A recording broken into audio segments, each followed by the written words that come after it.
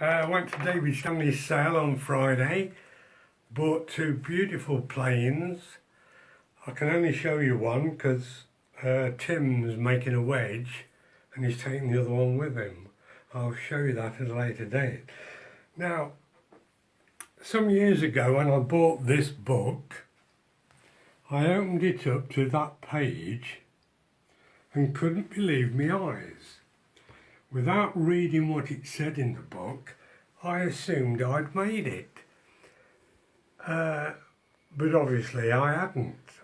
It's got a bone infill and it's got somebody's name on the side who made it. Edward J. Davies, maker.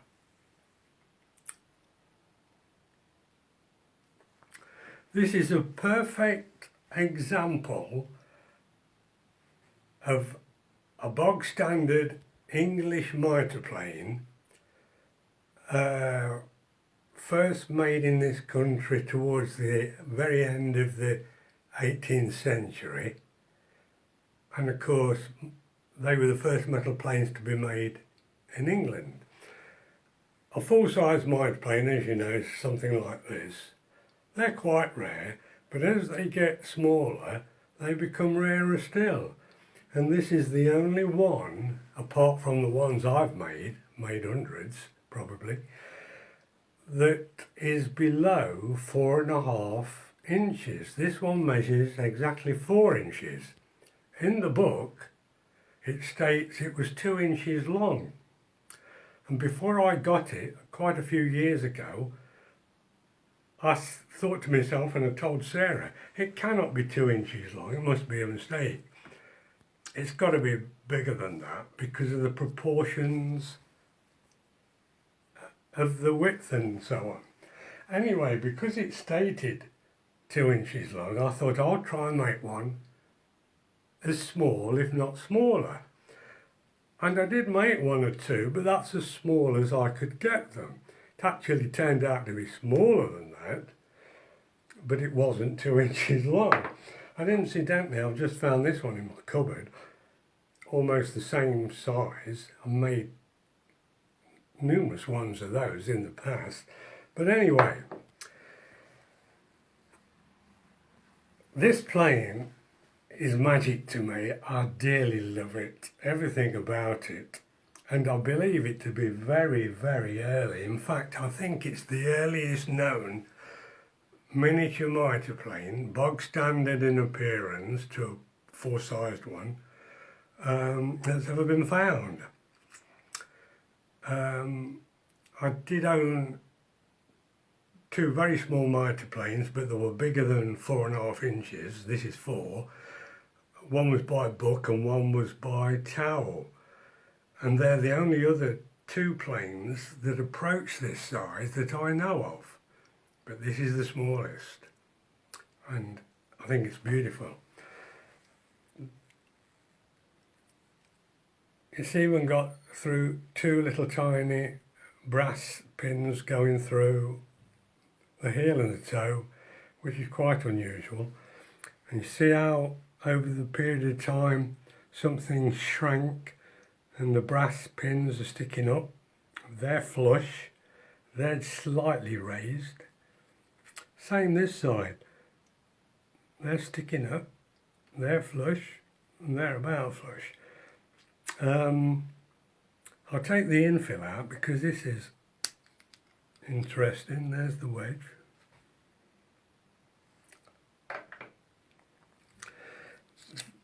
There's the iron, unnamed. Now it has a beach bed, and I have soaked this in peacock oil, which got a lot of the really old dirt off that shouldn't have been there.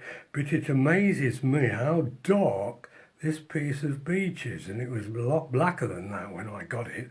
So it's been around for a considerable amount of time. Also, you probably won't be able to see, but along the bed, along the top of the rear infill there are numerous grooves, dead straight. When I first saw it, I thought he must have caught this every time he put the iron in, but didn't really make sense.